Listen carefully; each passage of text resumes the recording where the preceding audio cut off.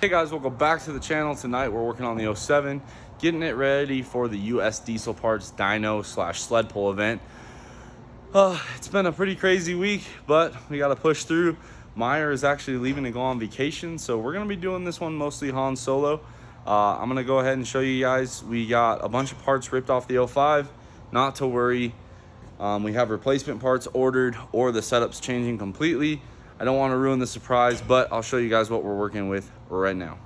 Okay, so I went ahead, knocked out the big hitch products, roll pan hitch. It's kind of back there, hard to see.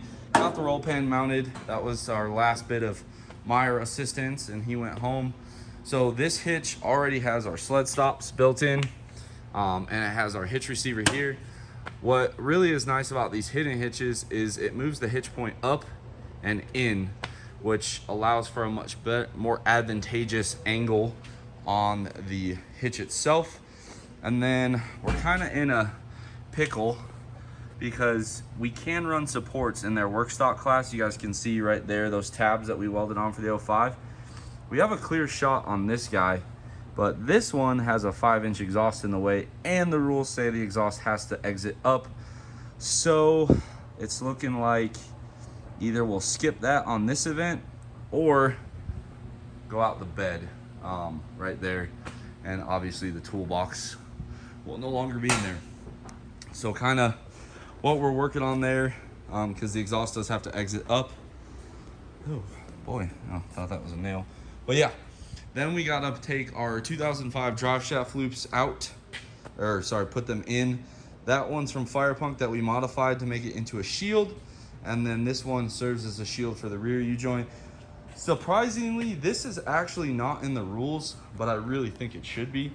Just my personal opinion, I've seen way too many drive shafts yeet themselves. We have our support bars. These are the old shocks off the 05 before we went to the Vikings. The shocks on here are pretty smoked, so we're gonna go ahead and put those shocks on. There's our pulling hitch. And last but not least, let me show you guys over here. Meyer whipped up our factory turbo for Workstock and for the stock Dodge class. So it might be a little ambitious, but what I'm thinking is I have a hood stack and a T6 charger for this. I might try to do large single in the morning, cool it off, rip the manifold, put the T3 manifold back on, put the stock Dodge, or probably the 67 in, go for small single, then put this guy in and go for stock Dodge, and then sled pull and Workstock with that turbocharger there. So I'm not quite sure yet, but it's a small list to get ready. We got to put the transmission blanket on, and a flex plate shield, because I'm not sure what RPM we're going to be running at, but I want to abide by their rules. So yeah, just kind of slowly knocking it out here. Here's the old hitch, rusty, crusty, probably not that trusty. And then one thing we do have to do is redo the air lines, because this class allows you to run an airbag to help lift up the rear end. And I'll be honest guys, you're a fool if you don't take advantage of that. It gives you a lot more rake, and it helps with the hitch as well. So we'll go ahead and get that finished up here in a little bit, but just kind of an update. Something I wasn't gonna film, but I figured maybe you guys would enjoy this kind of content. So we're gonna go ahead and move on to our drive shaft loops and get this thing up in the air.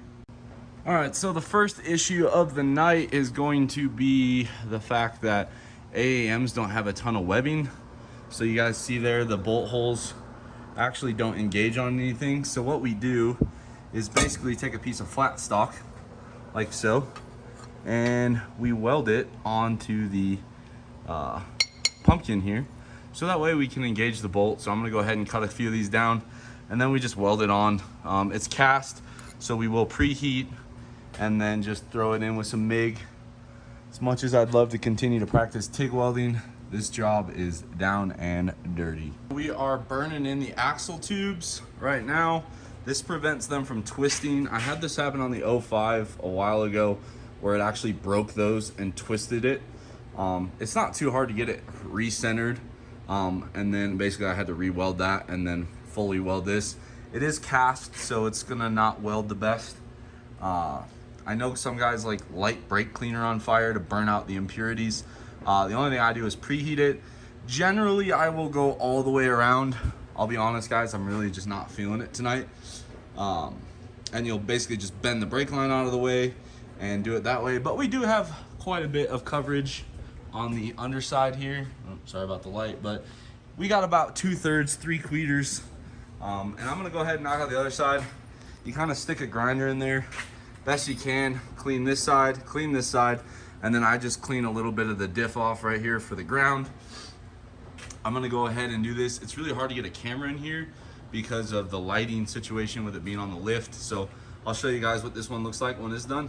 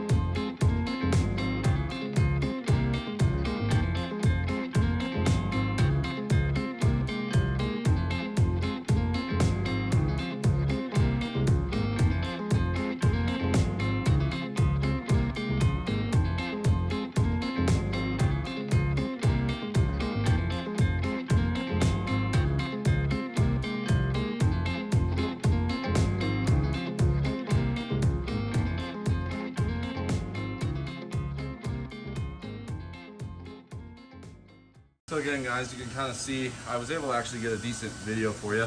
So I don't know how much you guys enjoy the welding content, but we seem to do a lot of it. And then we went all the way up to there. So we'll go ahead. That's good. Our front brackets, jeez, that light is brutal on you guys. All right, so the front brackets are now cooled off to the touch. So we'll go ahead and start getting our rear drive shaft scatter shield or U-joint scatter shield put in here. And then the front's pretty easy because that one actually fits on the webbing. You guys can kind of see how thick the AAM 9 1/4 webbing is compared to the 11 1/2. There's just not much sauce there, which is why we have to do that. And then we will obviously let this cool like so and give it a fresh coat of paint. Last but not least, we got to get to these shocks. All right, we got our rear drive shaft shield in, and it does unbolt from the bottom. That way you can pull the drive shaft. Plenty of clearance, top, bottom, left, right. Rear end almost done. Shock time. Again, those are used off the 05. We're just gonna take these nasty ones out and we'll have Bilsteins on all 4 corners. We have wrapped up the shocks, some brand used Bilsteins. Get that dust cover on. We'll take care of that later.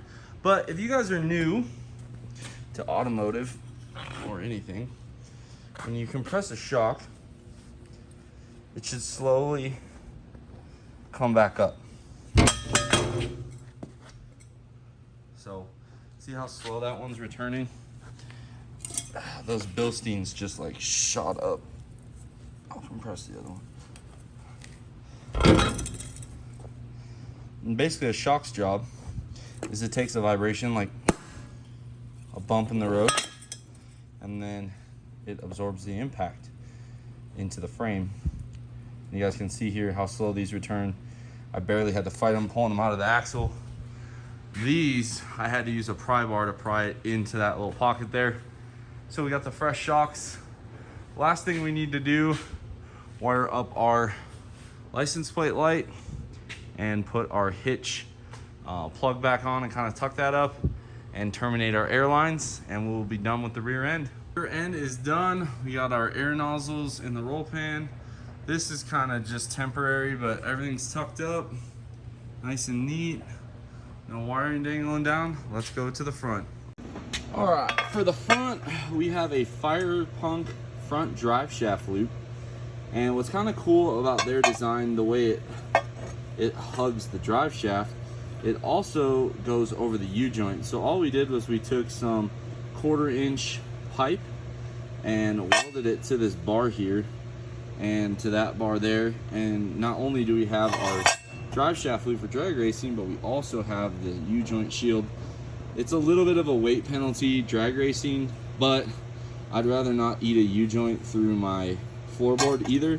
So it's kind of one of those things, you know, I'll take the weight penalty. So we're gonna go ahead, get this laid out, figure out where we need to drill our holes, drill our 2 holes, and I'll show you guys what it looks like when it's done. You guys can kind of see paint's still wet. Put a nice fingerprint there, we'll touch that up. But it shields the entire front drive shaft, acts as a drive shaft loop. So we are sled pole safe for the most part. I do have to put a drive shaft loop in about like right here for the rear. Again, Workstock doesn't require it, but it's one of those things. It takes no time to do it, might as well do it. So that was really the last thing we were trying to get done tonight. Guys, hopefully you enjoyed that content. Just getting the 07 ready for sled pulling, and actually Northwest Dyno requires some of this stuff too. So just knocking out some safety stuff, getting it ready to pull. Got the hitch installed, brand new shocks. Both of the drive shaft U-joint scatter shields are installed. Really all that's left is a blanket, a driveline loop, maybe something with the exhaust, and really just getting the 60 millimeter compressor wheel turbo dialed in as well for the dyno comp and the Workstock pulling. Hopefully you guys like this video. Drop a comment down below. Let me know if I will see you in Montana at that US Diesel Parts event. Subscribe if you are not already, and as always guys, I will catch you on the next one.